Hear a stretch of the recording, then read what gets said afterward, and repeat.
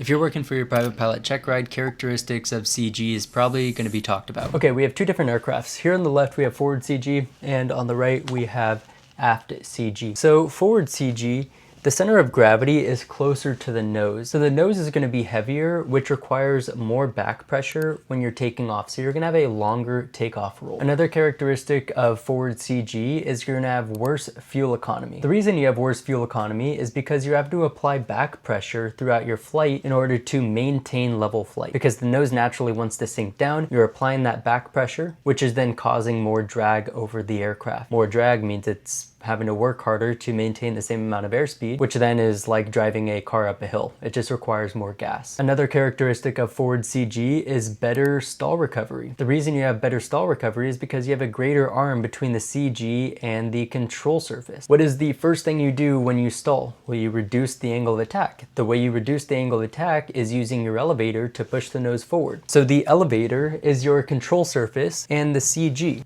This right here is the arm. It's the distance between the CG and the control surface. It's greater than aft CG. Now with aft CG, look at the arm. It's a lot shorter. It's like pushing on the outside of a door versus pushing on the inside at the hinges. It's a lot easier to get the nose of the aircraft and reduce the angle of attack with forward CG than it is aft CG. Now aft CG is just going to be the opposite. You have better fuel economy because you're not having to apply that back pressure. The nose of the aircraft naturally wants to be level with the horizon or greater. You have a shorter takeoff roll because you don't have to apply as much back pressure. But on the downside, you have worse stall recovery characteristics. And that is going to be because of the shorter arm between the center of gravity and the control surface.